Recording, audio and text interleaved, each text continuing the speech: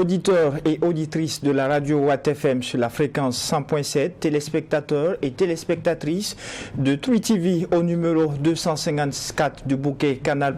Mesdames et messieurs, bonjour et bienvenue à la 5e et dernière convocation du tribunal de l'actualité pour cette semaine. Vous le savez, c'est une tradition, comme à chaque audience. Je suis en compagnie des juges au siège. Doyen des juges Geoffroy Vaha, bonjour à vous. Bonjour Président Kaboré, bonjour juge Bougma, bonjour auditeurs et téléspectateurs. Oui, juge Vaha, bonjour. Président Kaboré, bonjour. Madame, messieurs, bonjour. Pour cette 5e audience du tribunal de l'actualité, nous recevons à la barre Luc Damiba. Il est le secrétaire général du comité international du mémorial Thomas Sankara. Avec lui, il sera question du 36e anniversaire de l'assassinat du président du Conseil national de la Révolution, Thomas Sankara. Bonjour et bienvenue à la barre du tribunal. Bonjour, Président. Sur ce, je déclare ouverte cette 5e audience du tribunal de l'actualité avec la fenêtre des avant-propos.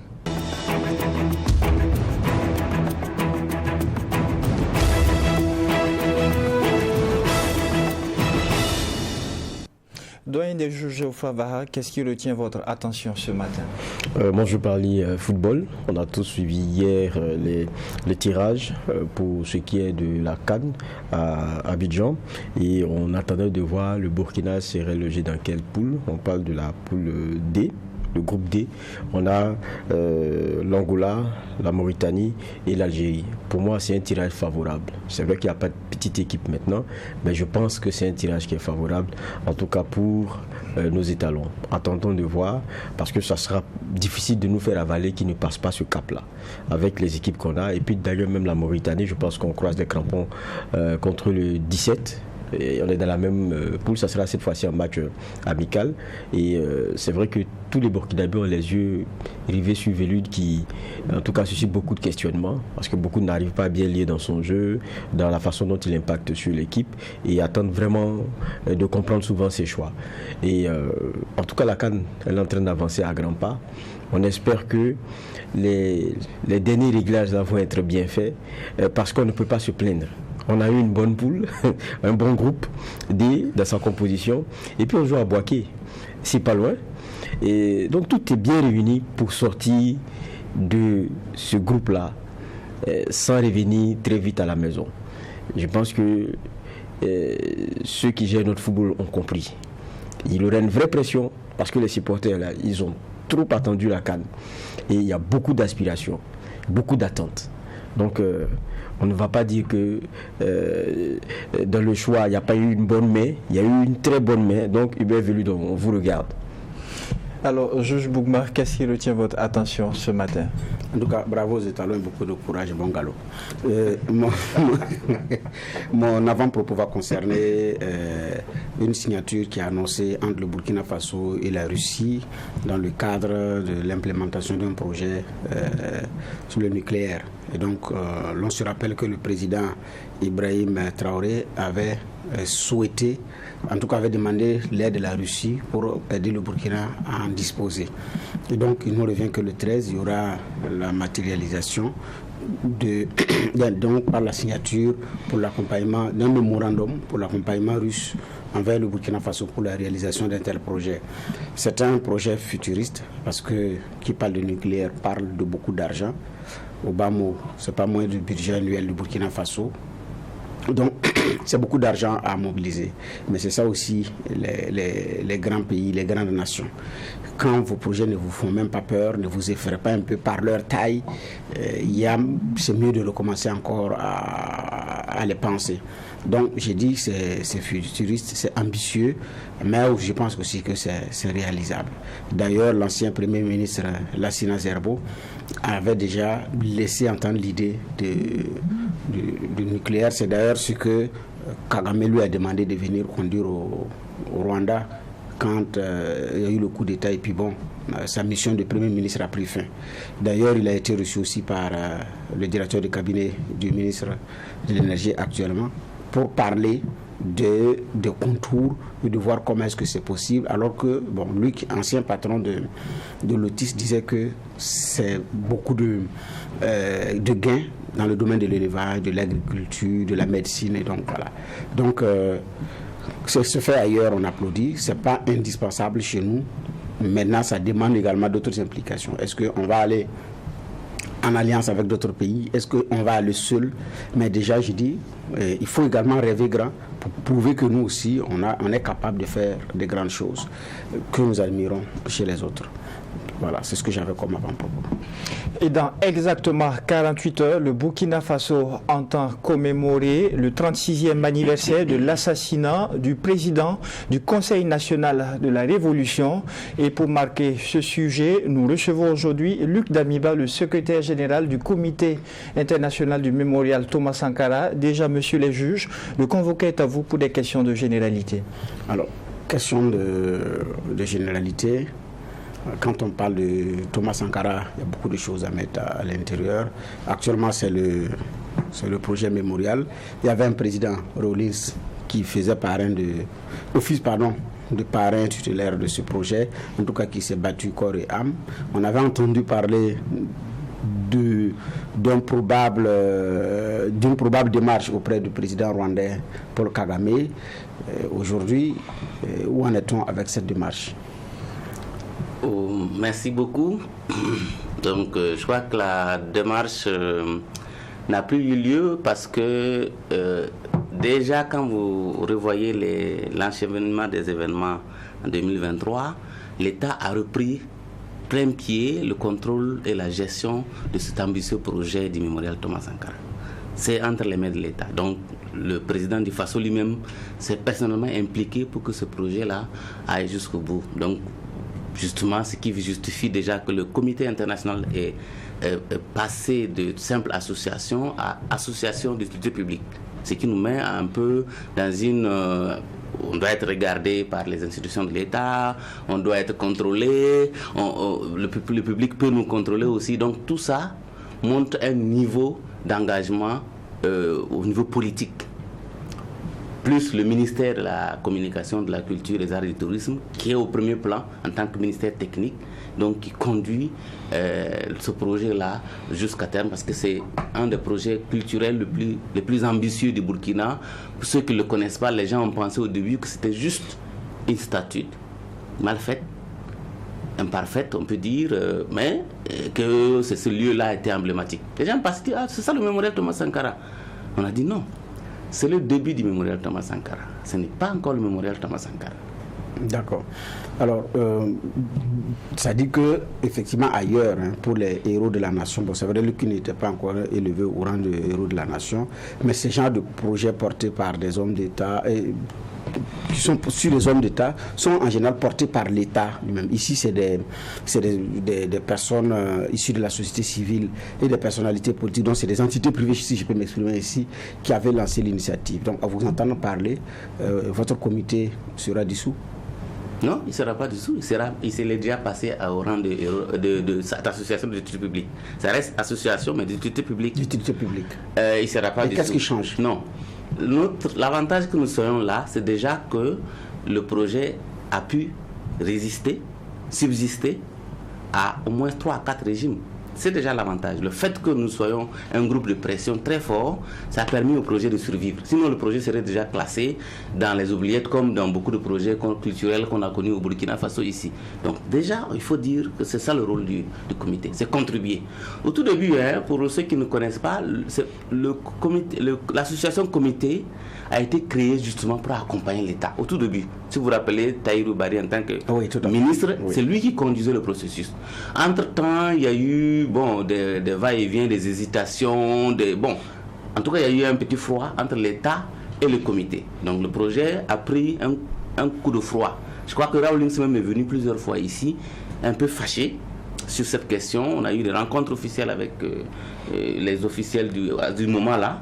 Et la situation était en train de se régler. Et c'est ça qui a été poursuivi pour qu'on place le projet du mémorial Thomas Sankara comme un projet de l'État du Burkina Faso. D'accord. Pour ceux qui nous prennent en marche sur la radio Watt FM, le secrétaire général du Comité international mémorial Thomas Sankara est notre convoqué à la barre. La parole au juge Vara. Bon, comme on est dans les généralités. Ou dans le fond, c'est vous qui voyez. Je me rappelle que le dernier anniversaire de l'assassinat de Thomas Sankara, il y a eu à cette place-là même des actes symboliques.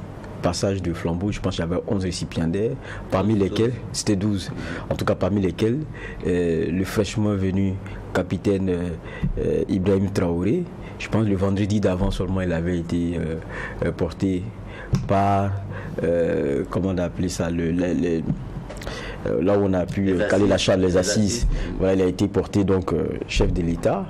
Lui aussi, c'est à 34 ans comme en 83 lorsque Thomas Sankara arrivait. Et puis on disait que c'était un passage de flambeau à la jeunesse, flambeau de la révolution. Aujourd'hui, on est un an après. Celui à qui vous avez passé le flambeau, vous sentez l'incarnation de cet idéal-là de Sankara?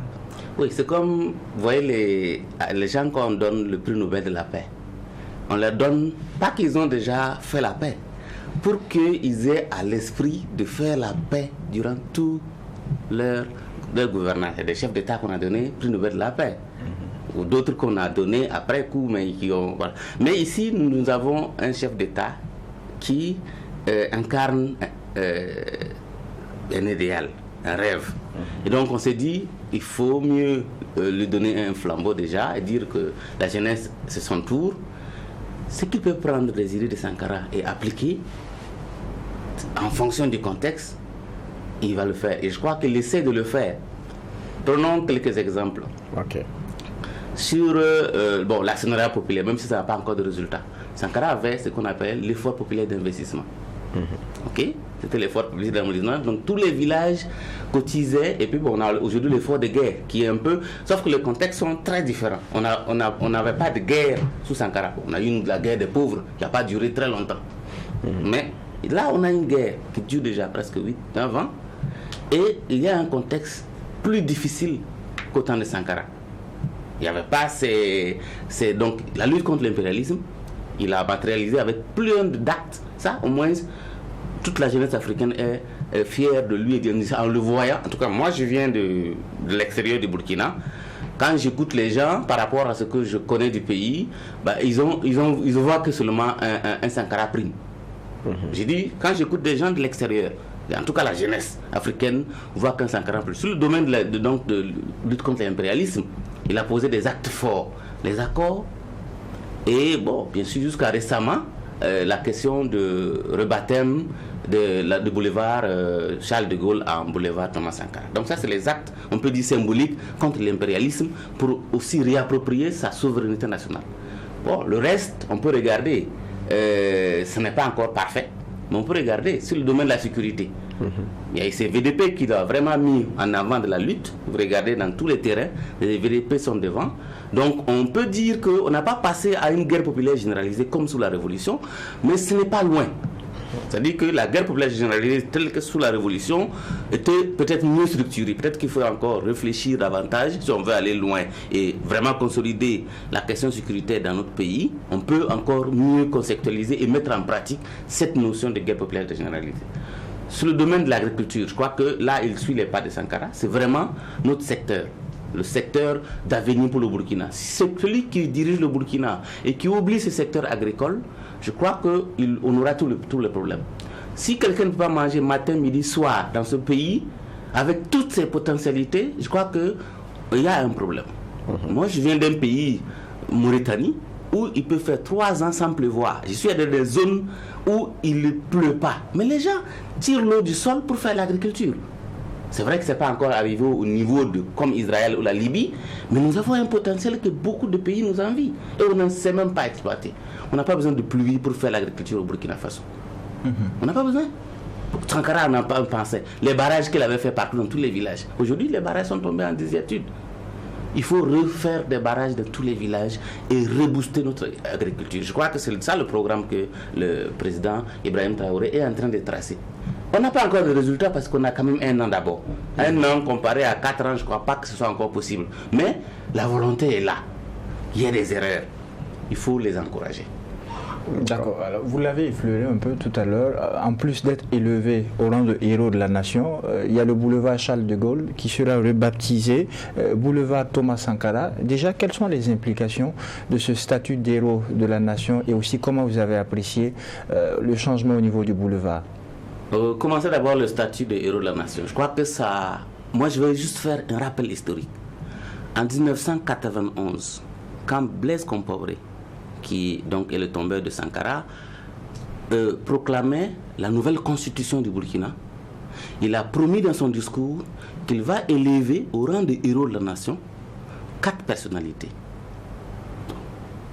Nazi Boni, Ouezen Koulibaly, Philippe Zenda Kaboré et Thomas Sankara. C'était son discours. Et trouver des tombes dignes pour Sankara. C'était son mot. Je reprends exactement ce qu'il a dit. 27 ans plus tard, il n'y a pas eu tout ça. Aucun texte juridique n'a été pris pour passer du discours à l'acte juridique. Il a fallu attendre jusqu'à l'arrivée. Donc d'abord, sous Roch, je veux le reconnaître, le projet de loi sur les héros de la nation était en gestation. Je crois que ça, il faut rendre hommage au président Roch et à son gouvernement d'Abiré, qui avait mis déjà un comité qui a travaillé là-dessus. Arrivé, Damiba a continué dans le même élan et a ajouté la loi sur les pupilles, la loi sur les martyrs et maintenant la loi sur les héros. Donc il y a 3 lois qui sont presque pareilles, qui se suivent parce que l'un a des implications sur l'autre. Par exemple, Sankara, s'il avait des enfants, si vous élevez héros de la nation, à votre mort, en tous les cas, il faut que vous soyez mort pour avoir le titre de héros de la nation. Si vous avez des enfants de moins de 18 ans, ils ont le statut automatiquement de pupille de la nation. Donc ainsi de suite. Ceux qui sont morts avec vous ont le statut de martyr de la nation. Donc voilà un peu les implications. Donc c'est pour ça que les 3 lois sont parties ensemble. Elles sont votées. Pour Sankara, ça vient d'être pris, le décret d'application de ce statut-là.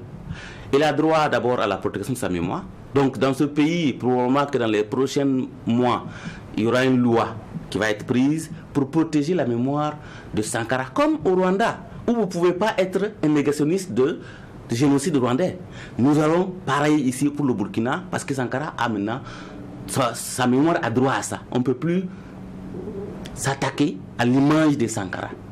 Ça, c'est protégé par la loi. Donc ça, c'est un premier droit. Deuxième droit, c'est qu'il a droit à avoir des baptêmes de rue, des monuments, des statues, partout dans le pays.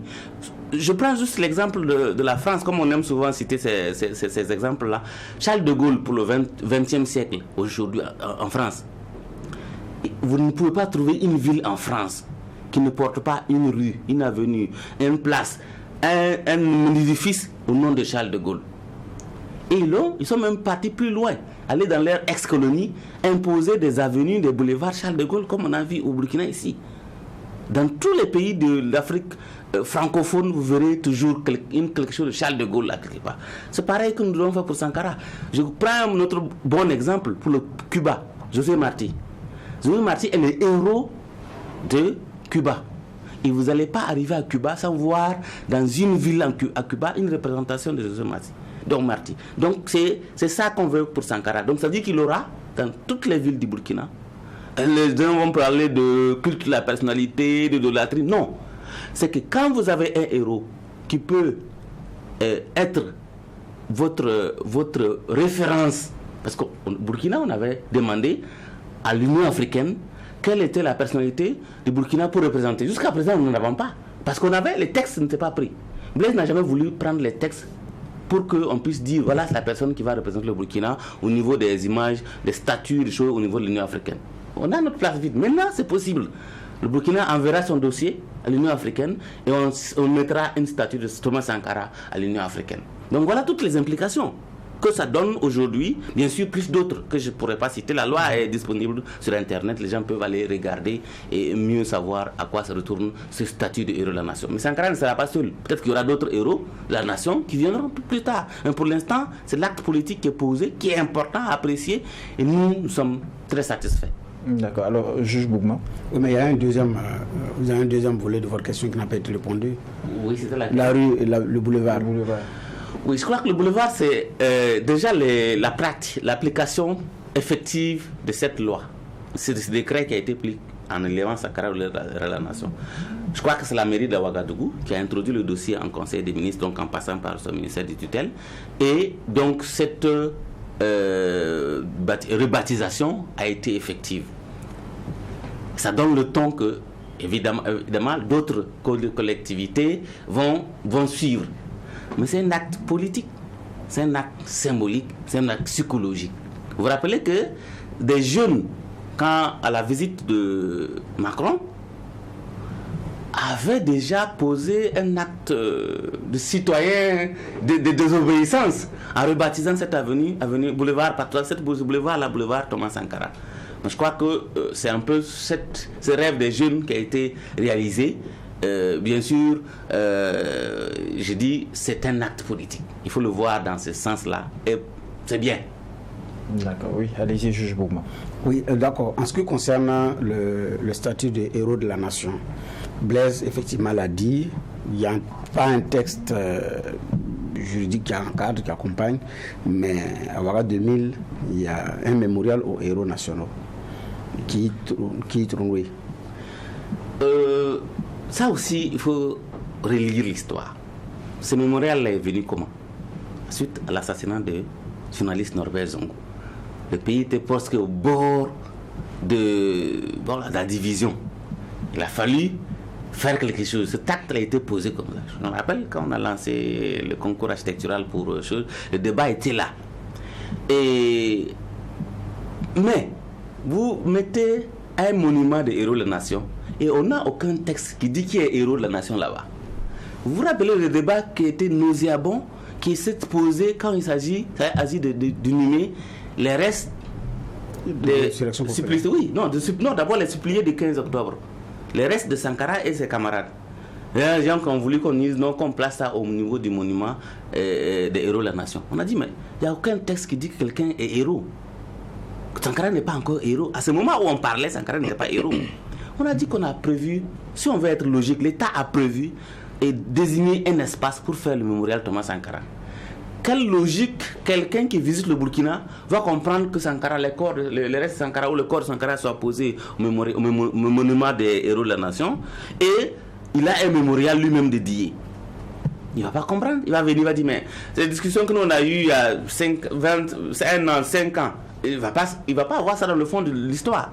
Il va dire, mais ces gens-là sont illogiques, ça ne va même pas faire un projet structurant, touristique qui est vendable.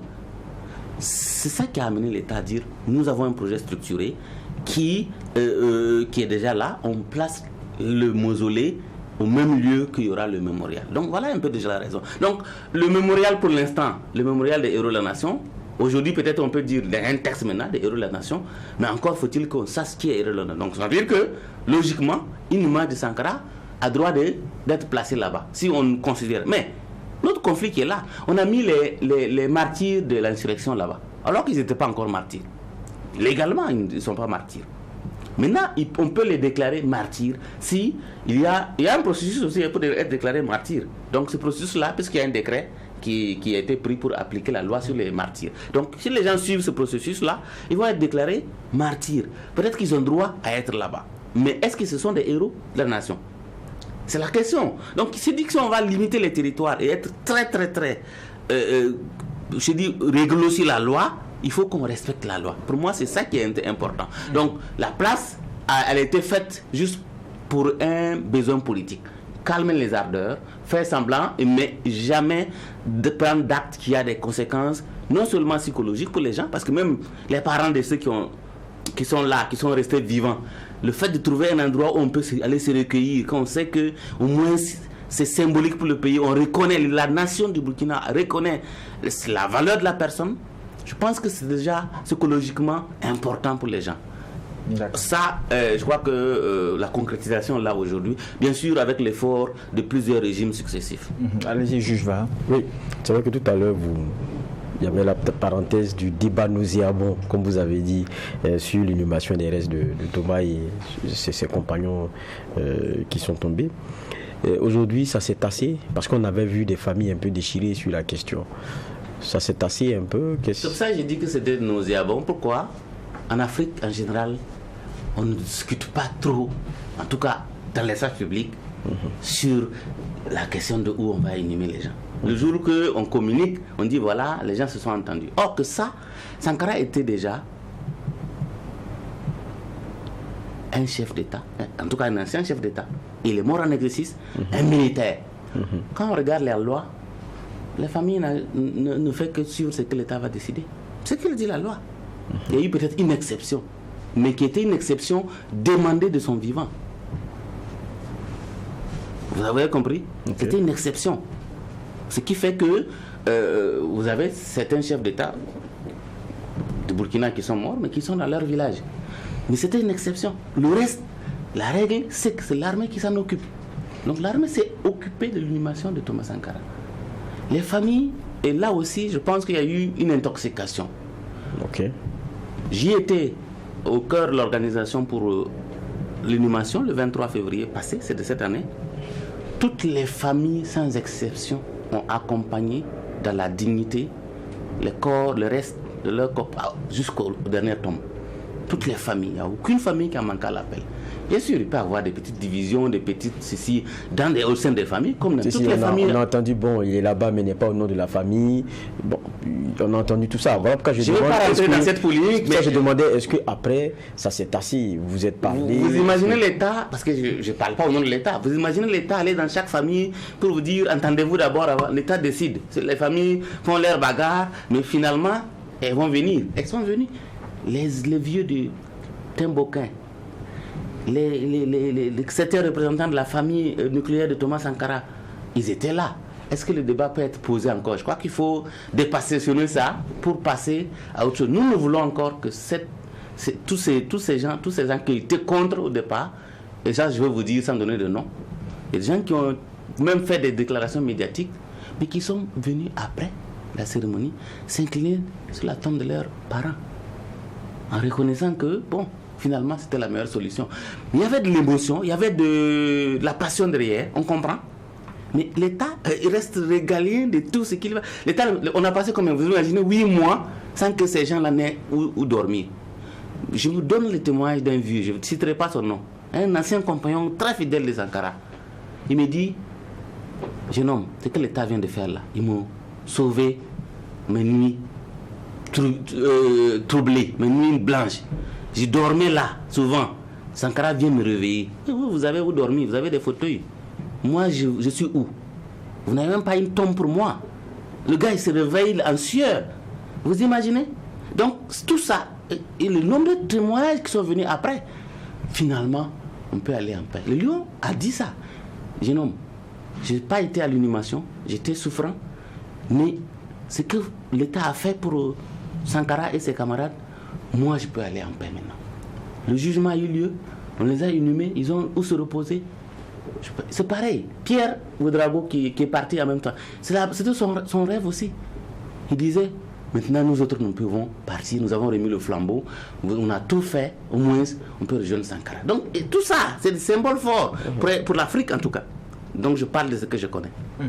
Alors vous nous avez permis d'avoir les images en exclusivité, nous pourrons les voir tout à l'heure. Parlez-nous de ce grand projet architectural du mémorial.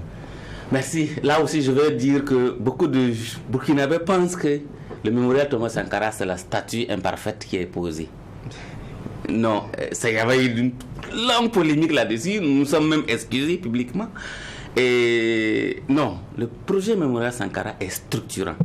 D'abord structurant, c'est sur un espace d'au moins 14 hectares. Vous le voyez ici sur l'image, c'est voilà, une tour de 87 mètres. 87 pour l'année où Sankara est tombé. Vous voyez, la nuit, ça éclaire. Ça fait donc une belle lumière. Et puis, vous aurez toute une série d'infrastructures qui vont donc jalonner. Bien sûr, il y aura des statues encore. Hein. Il y aura des boutiques tout autour. Vous voyez tout ce qu'il y a là autour là. C'est des infrastructures d'innovation, de créativité, d'art. Il y aura un restaurant à l'étage. Un restaurant vraiment de standing avec des mets burkinabés. Il y aura une esplanade, c'est ça qui est là, une esplanade de près de 20 000 places. Il y aura un téléphérique qui va donc monter jusqu'au sommet et envoyer les gens au parc Bangroewo. Voilà, des Bangroego, donc il y aura un aller-retour, vous voyez, on peut avoir un peu le parc. Bon, le téléphérique n'est pas encore mis parce que c'était une version avant, mais il y aura une version nouvelle qui sera là, que vous allez voir le téléphérique donc passer. Donc ça, c'est les visiteurs qui peuvent avoir une vue à chaque niveau sur de la ville de Ouagadougou. Vous voyez, donc plus ça, c'est pour le site principal. Mais il y aura des sites secondaires dans les villes de Pau, Bobo Dioulasso, Koudougou, Dédougou, non pas Koudougou, Dédougou, Dori où il a été enfermé, Waïouya, j'en oublie, Tamaboké bien sûr. Donc là c'est l'endroit où il est tombé. Donc c'est le bâtiment qui va rester un peu comme si vous voulez un musée. Le musée, voilà, ça c'est le mausolée. Voilà, c'est le mausolée. Donc projet dessiné, planifié et imaginé par Créer Architecture, donc notre compatriote qui vit en Allemagne, avec deux autres cabinets d'architecture. Donc voilà un peu qu'est-ce qu'on verra dans quelques années, sortir de terre sur cet espace-là. Donc les gens pensent seulement que c'est la statue de Thomas Sankara. Donc vous imaginez que c'est un projet qui va prendre du temps pour venir. Avoir un téléphérique qui va passer au-dessus du barrage du barrage et rentrer dans le parc Bangroego, ça donne une possibilité pour les enfants, même pour les touristes, de visiter Ouagadougou par le ciel, d'une certaine façon. Voilà, un peu le rêve ambitieux, bien sûr, que nous voulons pour ce projet du mémorial Thomas Sankara. Oui, je vais, allez-y. C'est beau, mais derrière, c'est l'argent. Oui. C'est le nerf. Je me rappelle qu'en 2019, vous faisiez un point, parce qu'il y a des contributions qui venaient. On parlait de quoi? 273 millions pour la partie État burkinabé. J'ai les chiffres encore, 18 millions, je pense que c'est le comité. On parle même des souscriptions populaires, 55 millions.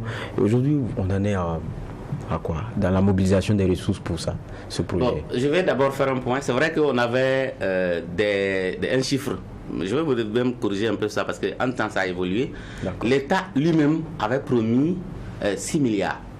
Okay. Ça c'était dans les programmations budgétaires. Donc ça a été annoncé, nous avons un courrier. Donc ça c'est les promesses non libérées. C'est-à-dire ça n'a pas été libéré, mis dans le compte du mémorial ou du comité. Le comité ne peut même pas gérer le projet. Ce que je viens de vous dire en début d'émission, c'est l'État qui va gérer le projet.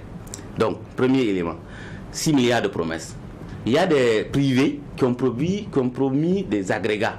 Donc, avec soit du fer, soit les agrégats, le sable, le gravion, et ainsi de suite.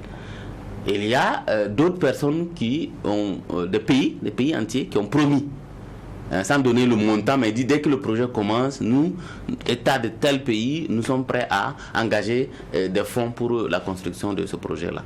Donc, je ne crois pas qu'en réalité, c'était un problème de nerf de la guerre. Même si je dis que le projet va coûter. Mais pour la vision qu'on a sur le Burkina, je pense que si on a une réflexion stratégique en disant on peut faire de la mémoire de Sankara et de ces lieux-là une inspiration pour la jeunesse et en faire un projet structurant, culturel, vendable. Quand je dis vendable, c'est pas le but mercantile, chose que les gens pensent que non, les gens sont en train de vendre l'image de Sankara. Non, dans d'autres pays, ça se fait dans la légalité. Pourquoi je dis vendable? Vous venez aujourd'hui sur le site du mémorial, passez la journée. Vous avez des visiteurs au bas mot, dans le mois, on a 11 000 ou 12 000. Il y a des mois même, on est à 15 000 visiteurs. Donc quand on fait la proportion, on a 200 à 300 visites par jour sur ce site-là. Imaginez même que c'est un petit montant. Quand vous faites des stimulations, ça fait de l'économie culturelle pour le pays. Il y a des gens qui ont quitté d'autres pays rien que pour venir. Je fais une anecdote pour aussi montrer aux gens que d'abord, ce n'est pas une culte de la personnalité, parce que Sankara n'est plus vivant. Toute la personnalité concerne une personne qui est au pouvoir et qui veut que son image soit partout. Non. Ce n'est pas culte de la personnalité. Ça, c'est déjà, il faut que les gens oublient ça. Ce n'est pas non plus l'idolâtrie. Mais je vous donne cette anecdote-là. Il y a un monsieur qui est venu de l'étranger. J'étais là ce jour-là. Et il est venu avec son fils. Il dit, bon, lui, il va donner le nom de son fils à Thomas Sankara. Mais il veut que Sankara le bénisse. Le bénisse. Donc, il lui a donné le nom, mais Et puis il est venu, il a monté sur la statue, il a pris la tête de l'enfant, il a dit que la mère de Sankara qui est en bas là, pour ceux qui le voient souvent, toucher la tête de l'enfant. Bon, il y a un monsieur qui vient chaque vendredi faire sa prière devant la statue. C'est quelle prière, je ne sais pas. Mais c'est pour vous dire, que il y a une valeur. Il y a une valeur, bien sûr, psychologique, on peut dire comme ça. Cet enfant va évoluer en cherchant à savoir, mais on m'a fait bénir par un monsieur qui ne vit plus, mais qui il est, qu'est-ce qu'il a fait pour son pays, quelles étaient ses idées. C'est ça qui est important. Comment faire d'un homme d'État une ressource culturelle pour le pays et une inspiration pour toute la jeunesse et le monde. Je suis d'accord, mais ma question demeure. Oui. Parce que je dis 2019, on avait un point chiffré. Oui. Chiffré, avec montant. Oui. Aujourd'hui, on en est à quoi? Aujourd'hui, on est en train de transmettre tout ça à l'État. Quoi? Qu'est-ce que vous transmettez alors? C'est combien? C'est quoi? Qu'est-ce que vous avez pu aujourd'hui mobiliser? Ce qu'on ne pourra pas transmettre, c'est les promesses. Non, les promesses, comment on appelle ça? Les promesses sont non libérées. Ok. Voilà. Ce qui était fait déjà, c'est tout ce que vous voyez sur le site. Vous avez vu des aménagements provisoires. Donc ça, c'était des investissements faits par les contributions que les gens ont apportées. Nous allons remettre le reliquat de cet argent-là à l'État. Donc le point que vous avez fait a été présenté non seulement aux médias, mais en rapport d'audit qu'on a transmis à l'autorité pour dire voilà ce qui a été fait, voilà ce qui reste. Vous prenez tout pour lancer le projet maintenant à partir de ce qu'on a fait. Bon, quand on dit on ne voit rien là, mais il y a moyen des aménagements. Quand vous arrivez, il y a quand même un accueil. On a des guides qui sont là tous les jours. On réfectionne les endroits chaque année. Donc c'est un peu tout ça qui a coûté le peu qu'on a pu mobiliser. Les membres ont cotisé, comme vous avez fait le point tout de suite là. On a fermé, on a suspendu, disons, les souscriptions populaires dès la première année. Okay. Parce qu'on avait un problème. Tout cet argent allait rentrer, nous n'avons pas une structure pour gérer. Le mémorial, en tant que comité, ne pouvait pas gérer cet argent. Parce que il faut lancer des appels d'offres internationaux. Le mémorial n'a pas habilitation à lancer un appel d'offres international dans ce sens-là. Donc l'État a plein droit de reprendre et de lancer les appels d'offres pour faire les travaux qui vont commencer. Bien sûr, on la pose la première pierre du mausolée le dimanche. Et donc à partir de ce moment-là, les gens verront sortir de terre donc tout ce que je viens de présenter en image. Allez-y, juge mouvement. Alors, donc la pose de la première pierre pour le mausolée, c'est le 15, c'est dimanche. Mais il n'y a pas que le mausolée. Il y a aussi la haute tour qu'on a vue. La pose de la première pierre, c'est de cette tour, c'est quand, ou bien c'est au même moment. Puisque comme quand on regardait le projet mémorial a plusieurs entités, oui. Plusieurs pièces à l'intérieur. Oui, voilà. Oui. Oui, bon, ça je laisse l'officiel annoncer ça. Je crois que c'est pas de notre association de faire ces annonces-là. Il y aura des annonces publiques sur comment les infrastructures vont se mettre en place. Vous reverrez ça peut-être dans les prochains mois. Il y aura donc une structure officielle qui va gérer et qui va communiquer officiellement là-dessus. Nous serons là en tant que comité toujours pour que le projet ne meure pas. Ça, ce serait notre engagement patriotique, notre engagement, comment on dit, partisan de l'idéal Sankara. Nous allons continuer à dire, si n'importe quel gouvernement qui vient, on va dire, bon, il y a un projet qui est là, on doit atteindre ce niveau-là. Et donc, progressivement, c'est ce qu'on a fait jusque-là, parce que pour ceux qui ont vu naître le projet, c'est quand même banalement 8 ans. Hein. Oui, ça fait 8 ans, mais qu'on se bat pour que tous ces petits pas-là soient faits. C'est très très difficile, parce que c'est Sankara. Sankara suscite beaucoup de passion et beaucoup de contradictions. Parce que bon, les contemporains de Sankara sont toujours vivants. Donc il y en a qui n'aiment pas Sankara, il y en a qui l'idolâtrient, si vous voulez le terme positif. Et donc vous voyez tout ça, tous ces gens-là, il y a de l'électricité tout le temps. Quand on parle de Sankara, on dit oui, mais pourquoi c'est lui? Pourquoi voilà. Tout le monde, les gens posent ces questions. Oui, qu'il n'était pas parfait. Oui, tout le monde sait qu'il n'y a pas d'être parfait. Il n'y a pas d'être parfait. Mais qu'est-ce que vous voulez? Aujourd'hui, pour les jeunes, en tout cas pour la jeune génération que nous sommes, c'est le plus parfait d'entre nous tous. qui a montré en tant que dirigeant politique qu'il est possible d'amener son peuple avec lui d'un pas à plusieurs pas plus loin. Peut-être qu'on va dire qu'il était rêveur, mais quelqu'un, dans un témoignage, m'a dit Sankara n'était pas en avance sur son temps. Il voulait amener tout le peuple un siècle plus en avant que les autres peuples. C'est un peu son rêve. D'accord. Au-delà de la pose de la première pierre, quelles sont les activités entrant dans le cadre de la commémoration de ce 36e anniversaire? Les symboles sont forts. Officiellement, il y aura l'élévation de Sankara à la dignité des héros de la nation. C'est le titre comme ça. Donc il sera élevé par donc, les autorités. Et il y aura bien sûr le dépôt traditionnel de gerbes, de fleurs au pied de la statue, en attendant que le mausolée soit prêt. Il y aura bien sûr des discours, de prise de parole, et bien sûr le baptême, le rebaptême de le boulevard, qui est juste mitoyen au niveau qui passe. Si vous regardez le plan avec les 14 hectares là, c'est juste, ça passe juste à côté. C'est à côté de la radio pour ceux qui connaissent un peu Ouagadougou. Donc, et c'est tout ça ensemble qui seront donc le cérémonial du 15 octobre. Vous avez parlé du rebaptême, il y a le statut de héros de la nation. On a l'occasion d'être dans une transition qui est pour beaucoup une occasion pour rectifier certaines choses. Quel est le meilleur hommage que l'on pourrait rendre à Thomas Sankara? Le meilleur hommage pour moi, au niveau individuel déjà, c'est d'essayer de poser des actes au quotidien de ce qui représentait les actions de Sankara. C'est le premier hommage qu'on peut faire. Reprendre ses discours, c'est beau. Qu'on appelle ça, porter les t-shirts de Sankara, c'est beau. Se proclamer Sankara, c'est beau. Sankari, c'est beau. Mais notre quotidien, là où nous sommes, qu'est-ce que nous posons comme acte?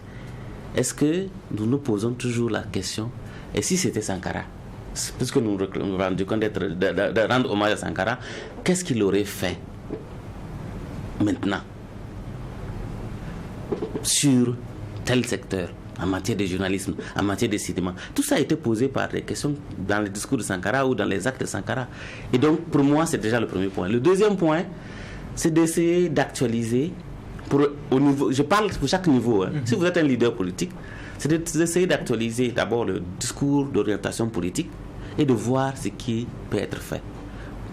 Pour moi, un dirigeant à un niveau donné, la première action qu'il doit mener, c'est l'organisation sociale pour porter un idéal. S'il n'y a pas une organisation sociale pour porter un idéal, vous ne pourrez pas conduire vos actions de façon efficace. Donc ça fait partie aussi de Sankara. Vous avez vu Sankara organiser les jeunes pionniers. Moi, je fais partie des produits de Sankara. J'étais pionnier. Et c'est de pionnier que j'ai cherché mieux à savoir ce que c'est que la révolution. Aujourd'hui, je porte en tout cas quelques vestiges de la révolution. Bien sûr, pionnier, les SOFA, les CDR, et bien sûr, plus loin, le CNR lui-même, c'est-à-dire que c'est eux qui dirigeaient et qui bien sûr n'étaient pas parfaits, mais qui ont essayé pendant ces 4 années-là de faire arriver le Burkina Faso. Alors, toujours dans ce sens, que devient l'initiative dénommée à la découverte de la révolution démocratique et populaire? Oui, elle continue parce qu'elle est même plus présente du fait que beaucoup d'anciens sont en train de partir. L'initiative découverte de la révolution, c'était de faire parler les anciens, ceux qui ont vécu avec Sankara, de leur faire dire ce qu'ils ont à dire aux jeunes avant de partir. Bon, on a vu certains qui sont déjà partis, hommage à eux, mais on pense que c'est encore plus pressant de relancer ça ou de perpétuer ça, d'en faire même hebdomadairement, de question de permettre à ces gens-là de se libérer. Quand ils sont devant les jeunes, on les pose des questions qui dérangent. Ouais, je me rappelle des discussions où le a dit, mais pourquoi vous avez laissé tuer Sankara? Bon, ça dérange beaucoup les anciens. Mais bon, les jeunes sont dans leur droit de poser ces questions comme ça, de façon brute, pour dire pourquoi vous avez laissé tuer Sankara. Voilà, donc c'est vrai, on ne peut pas répondre ça d'un coup comme ça, mais il y a d'autres questions. Comment ça a été fait? Comment vous avez fait ci, cela? Ça, il faut que les anciens sortent. Aujourd'hui, très peu a été encore dit, parce que j'ai l'avantage de faire un prochain film sur le procès Sankara, et j'en découvre chaque jour dans mes recherches d'énormes choses. Le procès n'a révélé peut-être que un tiers, parce que beaucoup de gens n'ont pas parlé au procès, pour ceux qui ont vu. Après la mort, après le procès, après le verdict, il y en a qui sont... Et voyant qu'il y a... Bon, le danger est toujours là, parce qu'il y a quand même des gens qui sont en fuite. Et ils continuent d'être un danger. Il y a des gens qui ont été mis en cause qui sont toujours là. Donc, mais il y en a qui veulent se libérer avant de partir de l'autre côté. Donc, et ça c'est important pour la jeunesse. L'histoire de la révolution n'est pas encore écrite. Je peux le dire comme ça. Parce que il y a beaucoup de zones d'ombre encore. Oui, parlons justement du procès. Vous disiez, il y a beaucoup de proches de Sankara, de ceux qui ont épousé sa façon de faire, qui disent, bon, il y a eu le procès maintenant, il y a sa dernière demeure, et donc eux, ils sont tranquilles. Mais est-ce que le procès a si libéré que ça, quand on regarde? Le procès a si libéré que ça, parce qu'il y avait beaucoup de questions derrière. Et après même les sanctions, les décisions qui ont été données, on a vu aussi le retour de Blaise Compaoré, même si ça a été furtif. Est-ce que tout ça, à la fin, quand on regarde, bon, ça a si libéré que ça? Bon, je suis mal placé pour donner une appréciation, puisque le procès, il y a encore, je crois, 2 phases de procès qui ne sont pas terminées. D'abord, il y a l'appel. Donc ça veut dire que le procès est toujours suspensif. Et il y a le volet international. Donc évidemment, tout n'a pas été dit. Et c'est pour ça que je dis que l'histoire de la révolution n'est pas encore écrite. Le procès n'a pas écrit qu'une partie. Il ne constitue qu'une partie. Il faut que les chercheurs, les journalistes, les historiens puissent creuser davantage sur ce phénomène, sur cette période de notre histoire là, du pays. Parce que ça a changé le nom du pays. Parce que ça a mis un point sur la carte du monde ou de l'univers qu'il y a un pays qui existe. Tout ça, c'est symbolique, mais c'est important que nous puissions écrire cette histoire.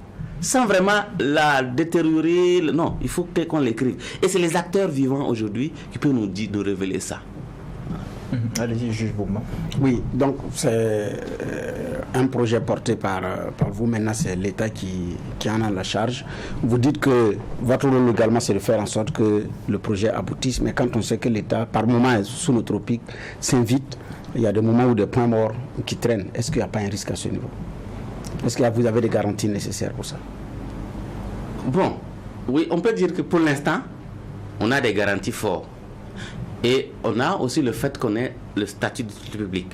Si ça se réalise et que, quel que soit le régime qui va venir, notre rôle serait de dire il y a ça qui n'est pas encore fini, il faut qu'on aille jusqu'au bout. Mais notre rôle ne serait pas là. Il va demander de mener la guerre. Nous allons prendre toute l'Afrique, tout le monde, pour aller chercher le centime possible pour réaliser ces rêves-là. Donc, on va faire, c'est pas actionnariat populaire, mais on va faire appel à souscription populaire internationale pour que tous ceux qui veulent que ce projet se concrétise puissent y mettre 1 centime dans ce projet. Donc, tout ça, c'est notre rôle. Donc, ça veut dire que nous resterons les plus regardants, les plus vigilants. Tant que Dieu nous donne le souffle de vie, nous allons avoir pour boussole de dire est-ce que si c'était Sankara, il allait abandonner le projet en cours de chemin? Non. Justement, quand on regarde, il y avait Rawlings, l'ancien président ghanéen, qui, en tout cas, prenait le lead dans les démarches. Et en tout cas, lorsque quelquefois les portes étaient fermées, en tout cas, c'était un baroudeur. Mais est-ce qu'avec ce départ, ça n'a pas pris un peu du plomb dans l'aide? Parce que quand on regarde... Dit, oui, ça nous a vraiment... On a souffert les 2 dernières années. D'abord, son absence. Et puis, le fait qu'au niveau politique, on avait aussi des turbulences. Vous voyez, donc ça, on n'a pas pu aller plus loin que ce qu'on avait déjà. Mais si la transition qui marque vraiment des symboles forts, depuis un an vraiment sur Sankara, nous ne pouvons pas nous plaindre. Vraiment. Nous ne pourrons que dire bravo, bravo, bravo à la transition, parce que sur Sankara, ils n'ont pas lésiné sur les moyens, sur les textes, pour que nous soyons à un niveau le plus avancé possible. Donc, pour l'instant, nous allons accompagner cette vraiment volonté de matérialiser et d'aller vite. Nous allons même les demander d'accélérer. d'accélérer pour que le plus tôt possible, nous puissions, dans 5 ans, si Dieu le veut, avoir au moins 50 voire 100% de ce qu'on a prévu réaliser. Ça a été toute une succession en chaîne, mais vous semblez faire une mention spéciale uniquement à la transition actuelle. Non, j'ai dit ça tantôt, je dis tantôt, ça a commencé depuis 8 ans. Le président Roch Kaboré a tous les hommages d'avoir permis que le projet du mémorial démarre. Ça a été pris en conseil des ministres, porté par Tahirou Barry, ministre de la Culture à ce moment-là, et voilà. Ensuite, chacun est venu faire un peu. La période où on a été un peu vraiment dans l'angoisse totale, la période de Damiba. Là, on était très angoissés. Mais pourquoi angoissés? Parce que sous Damiba, il y avait des velléités d'abord de déboulonner la statue. Ah bon? De déboulonner la statue, l'amener au niveau du mémorial des héros et d'en faire le site autre chose. Puisqu'il disait officiellement que le site du Conseil de l'Entente n'appartient pas au Burkina. Ce qui est faux. Nous avons regardé les archives.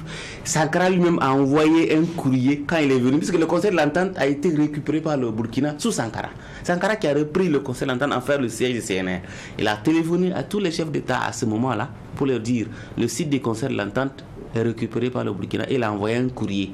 On a tout ça. Donc, et puis après, le Conseil de l'Entente est devenu un camp militaire. Les Blaise y ont résidé avec les Guinguérés pendant tous ces 27 ans. C'était le siège du RSP. Mais qu'est-ce que Damiba voulait en faire? Vous aviez une idée? On ne sait pas. On ne sait pas, voilà. Donc moi, vous êtes sûr qu'il voulait déboulonner la statue? Sans ça, c'était souvent, il a dit en cercle fermé, voilà, même aux familles, pour dire que le lieu n'appartient pas au Burkina, donc il ne voit pas pourquoi il va faire un mémorial là-bas. Donc c'était clair pour nous que, voilà, c'est la période où nous avons eu le plus de frayeur. Mais bon, voilà. Mais à sa décharge, il a quand même fait passer la loi sur les héros de la nation, la loi sur les pupilles. Ça, c'est l'ALT qui avait adopté, c'était sous Damiba. Donc, lui aussi, il a fait sa part des choses et on a continué. Je crois que chacun... Et avec en prime la régularisation de la situation professionnelle. Oui, bien sûr. La reconstruction de carrière de la veuve de Thomas Sankara. Il y a eu des actes symboliques qui ont été posés par chaque régime. Donc, il faut les rendre hommage. Chacun a fait beaucoup. Parce que si chacun n'avait pas posé ces actes-là, on n'en sera pas là où nous sommes. À chaque régime, y compris celui de Blaise Compaoré. Bien sûr, le fait d'avoir dit qu'il va faire de Sankara un héros de la nation, il y avait déjà un acte politique. Même s'il n'avait pas été concrétisé. Non, on ne va pas jeter le bébé, l'eau du bain avec le bébé. Donc, il faut reconnaître que Sankara, Blaise, a essayé de faire ce qu'il pouvait faire. Là où on lui reproche beaucoup de choses, c'est d'avoir bloqué le dossier judiciaire, même si on savait que c'était presque un rêve. Tu ne peux pas couper l'arbre sur laquelle tu es assis, confortablement assis. Donc, voilà. Donc, mais en dehors de ça, évidemment, s'il avait peut-être continué, peut-être qu'il aurait lui-même rendu hommage, parce que je suis sûr que dans son cœur, Sankara doit avoir une petite place. Donc, je pense.